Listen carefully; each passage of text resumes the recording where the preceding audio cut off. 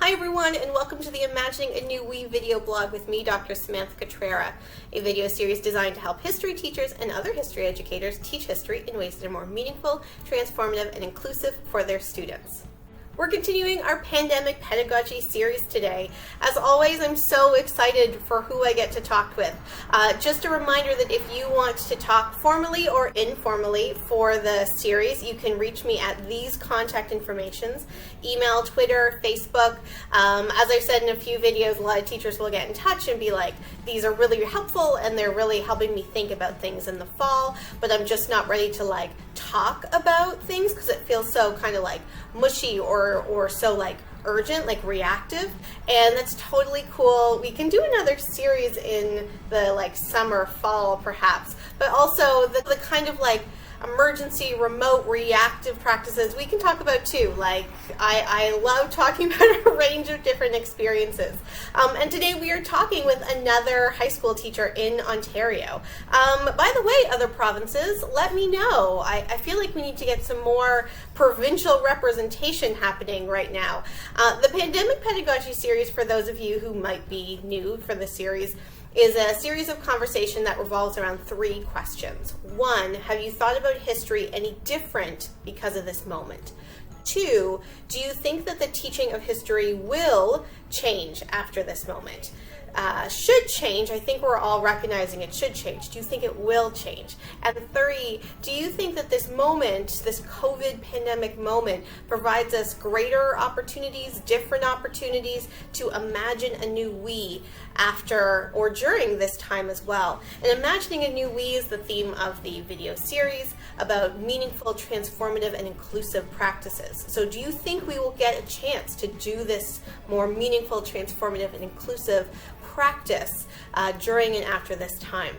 So those were the three questions. Let me know, as always, if you want to participate, because it's wonderful to talk with practicing teachers. I've also spoken to historians and archivists and creators, etc. But today we get another teacher.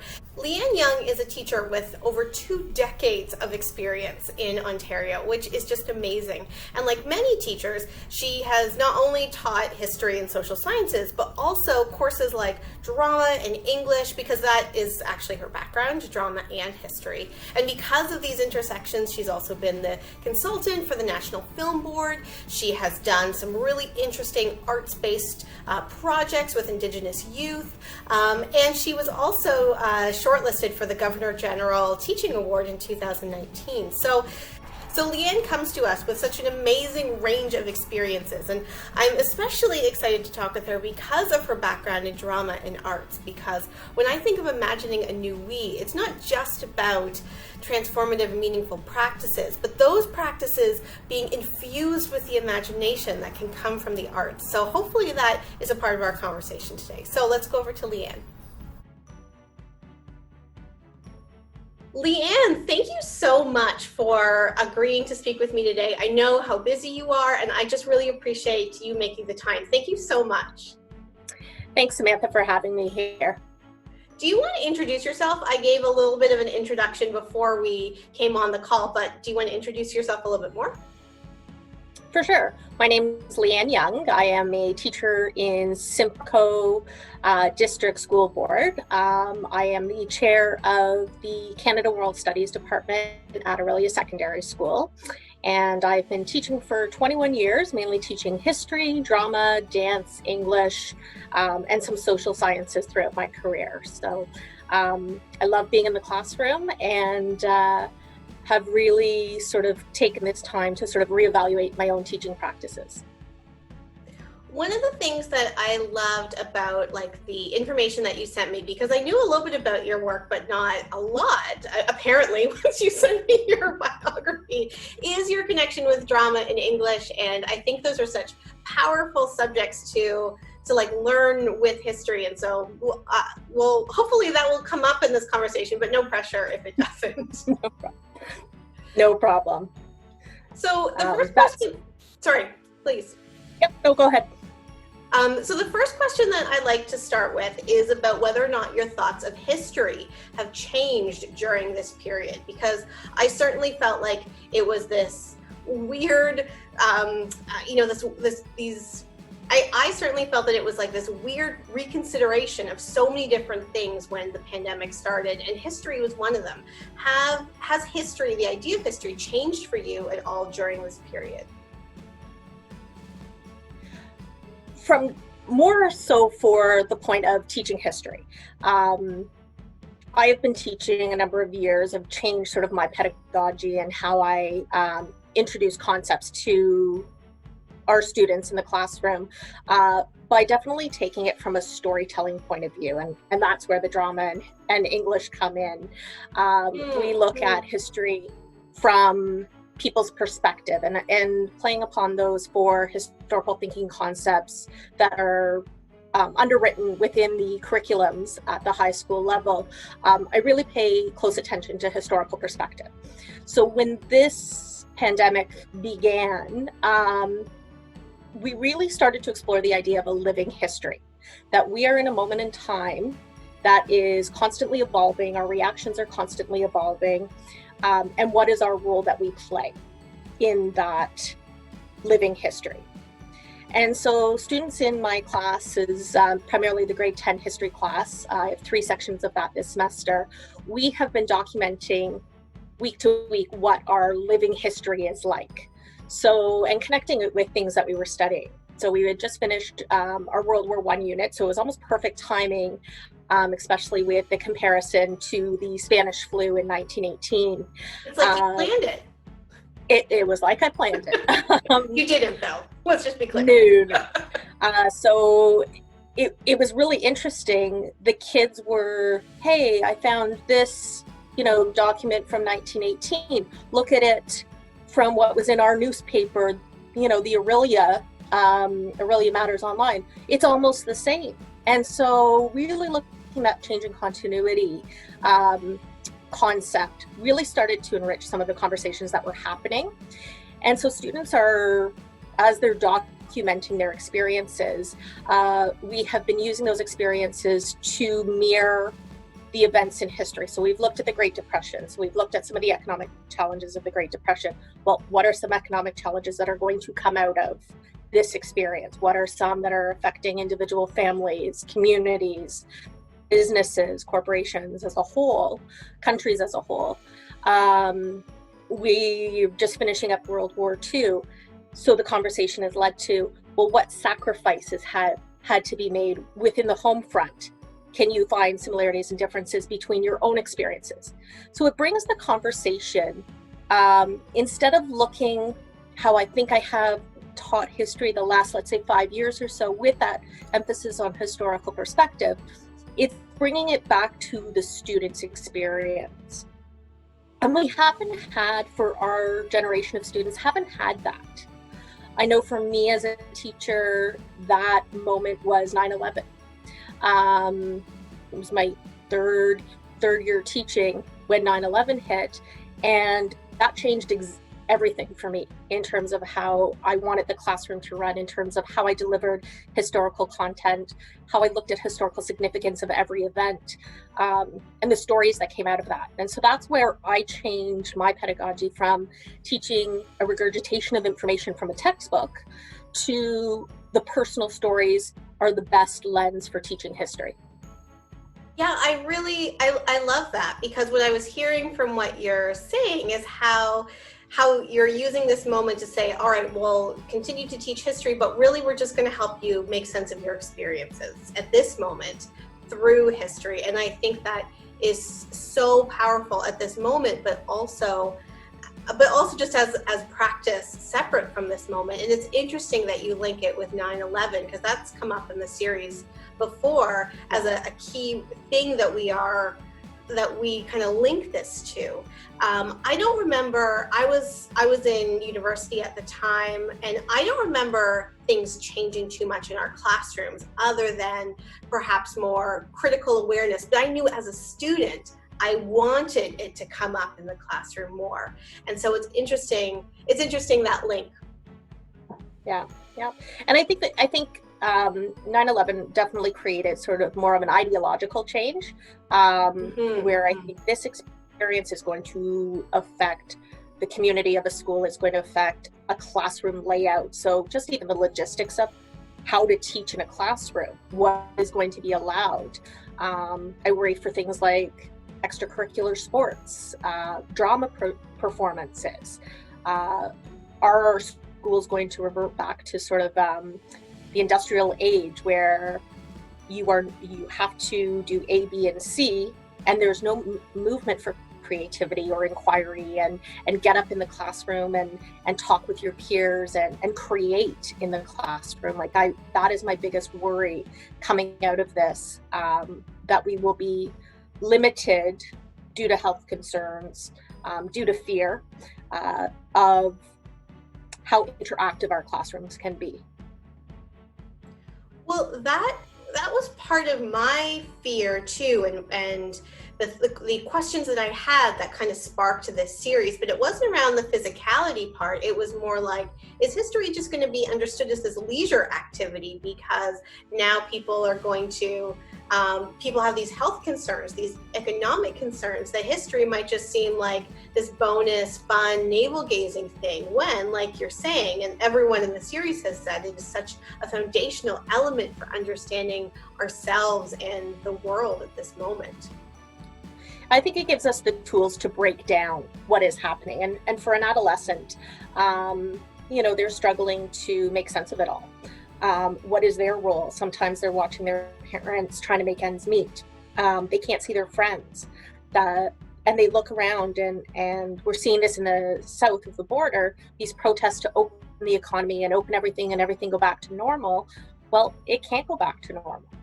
And so if we can sort of give students a tool of how to break it down and unpack it through sort of comparative elements through our own curriculum, they've got at least a tool to start. It's almost like that life preserver that they can grab onto a little bit and then start to formulate and ask those questions. How can we move forward into, our next journey in the next 5-10 years or so. It's interesting that you said life preserver because right as you said that, I'm imagining a student like reaching out and being like, let me just feel like I'm not alone. And so I think that's a really great metaphor. Thank you for bringing it to the conversation. I think although people have talked about boats and ships, I think you're the first that have said life preserver. And I think what I'm hoping that I will get across to my students too is that element of hope, that we looked at the Great Depression. Canada came out of the Great Depression. We got through 2 world wars. We got out of those 2 world wars, and we learned something. And so history to me is, we are always learning from our mistakes. Nothing's perfect, but how can we make the world a better place from an event that has happened? And I think that will be the next generation's job, is to, do we become a more compassionate society? Do we take care of our elderly population? Do we support our governments, even though we might not agree with every one of their policies, to work collectively for the greater good? These are all questions that our students' generation will need to tackle. And I think of Ian Duncan's video when he said, I don't know who the students are going to be when we get back into the classrooms, and I think that's such a powerful statement, like what the students want and need from their schools. And that's an element of what I'm hearing from you as well, that that element of hope. Do they want to go out and make change, or are they going to feel just kind of so traumatized by this moment, they're like, let's just do the status quo? Yeah. Do you think that these conversations will be part of teaching when we go back, and whatever that way that looks like? Do you think teaching history will change, the underlying elements of teaching will change after this moment? I think definitely they will. And I think it's pulling upon that personal experience. They have something now to relate to what we're talking about. So personal experiences and growth and resiliency, these are all themes in history, even dating back to, the early Romans and Greeks, that look for stories that we can tell about successes, about conquering for good, about societies that have been sort of on the brink of disaster and have made it out the other side. And I think we can control the narrative a little bit into looking at history, not just from such a sort of negative perspective or such a hardship perspective, but to really pull out the good of the stories. And I think this leads really nicely into a celebration of more equity and diversity within our teaching of history, the celebration of community, the celebration of, supporting one another. We can bring that into the classroom and not only just work on that curriculum content, but definitely those 21st century skills as well. And to recognize the variety of different experiences from the same moment, right? I think that is coming out really clearly as a really clear theme in a lot of the things that we've been talking about, both in the series, but also just kind of in society in general, the inequities of how the pandemic is impacting people. And I think that is something that young people are going to be thinking about when they get back into the classrooms. Do you have any thoughts on that? Well, just even within my own classes, we were having a discussion, and some feedback from students were the fact that it's not fair how this has been handled in terms of kids not all having access to the same amount of internet, different quality of devices. We have some kids that are sharing one device between 6 family members. So just that logistical piece again of distance learning equity, it doesn't work within our society. We have even amongst staff that staff have gone through all of their bandwidth and internet access for a month and are paying hundreds and hundreds of dollars out of pocket to provide services for students. So there is the logistical equity thing. In teaching history, I think definitely it will change in terms of the stories that we tell, as I said before, looking at sort of different socioeconomic perspectives of events, looking at different, racial and diverse and cultural perspectives, really will enhance the story of what our own experiences were, and to be consciously aware in the classroom that these voices need to be adhered to. So this seems like a really great segue to my final question about imagining a new we, which is the idea of the video series generally, separate from pandemic pedagogy, and a lot of my work about how do we provide more space for experiences, both in the past and in the present, in our classrooms, in a way that challenges who and what we imagine to be part of a we. And this imagination can be from a creative perspective, but it can also just be from a philosophical perspective. Do you think that we are going to have more opportunities to imagine a new we in our classrooms, but also in our practices after this moment, or even during this moment? I think we definitely will have to imagine a new we in the classroom. I think that's a given. I think the way we have been presenting material, running a classroom is going to change just from logistical point of views. But from a philosophical point of view, students have a new experience. They need to be able to feel that that experience is validated. They need to be able to come and find a safe space. They need to be able to be listened to. So I'm predicting that once we get back into the classroom, I'm not worrying about hitting every timeline. I'm worrying about the mental health of my students. I'm worrying about them finding a voice that might have not been honored within their home as much, and finding those connections again. A lot of students might have been alone, only children, and very isolated. And so we have to almost recondition students in how to interact face to face. And I think that's going to be a learning process within itself.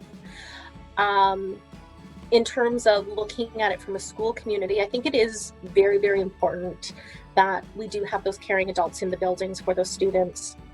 that we do provide opportunities for student voice and student-led recovery, whether that be assemblies, whether that be small groups that feel like they need to meet.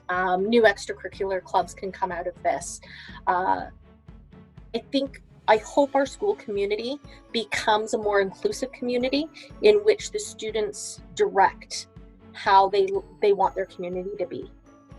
I also feel that I think we might have that community bubble out into our greater community through helping things like food banks, veterans associations and legions, just being aware of our seniors in our community. I think that's kind of a message home for a lot of our young people, is what can we do to help? And I hope that carries through in years to come within our schools. That's so powerful. One of the things that for me history is about activating change, right? Using that to make change. And what I'm hearing from you is how important those changes will be for the world, and how not only our history classes, but our whole communities in our schools and our classrooms can be a part of that. One of the things I talk about a lot, both in my book, but also in the series, is that students need connection, but they also need complexity and they need care. And another thing I'm hearing from you is all three of those things rolled into one, that those connections are complex, and therefore the care also needs to be complex. So thank you so much for bringing that dimension to this conversation. It's so powerful. Thank you. One thing that I've been sort of unpacking a little bit too is the idea of, we've gone from this society of me. Everything has been so almost self-absorbed, and how does this affect me, and what can I do? It's my cell phone, it's my rights, it's this, that, and the other thing. I think we're going to go away from that and move towards what you were saying is the new we. And I hope we can move from this sort of internal feeling of obligation to widening that to a little bit more of open arms for others and the empathy for the people around us. And also, for me, a part of that too is to be aware of how you can change in positive ways by being open to the needs of others. So it's not just that you're now saying, okay, others, you can come into my space, but that others can broaden who you understand yourself to be, and therefore your own understanding of your cell phone or your learning, or that kind of individuality that to me is such a potential for this moment. Yeah, we tend to be reflective of how others see us, and I think that's an important thing that we're losing right now, is being so isolated and not having that constant contact with other people. And so we do have to get that back, I think, at some point. Yeah, it'll be really interesting. Thank you so much for this talk. It was so amazing. You've provided so much food for thought, but it's the perfect thing, a perfect video to come out in June, because we're not in our classrooms in the same way. I mean, like our virtual classrooms in the same way, but we're also decompressing a little for the summer and knowing that we're going to need to prepare for something. We have no idea what it's like in the fall. And I think this is such a great, thoughtful way to help people think about their own pedagogy and practices for whatever September will bring. So thank you so much, Leanne. Thank you very much, Samantha. This was great. We'll talk later. Bye.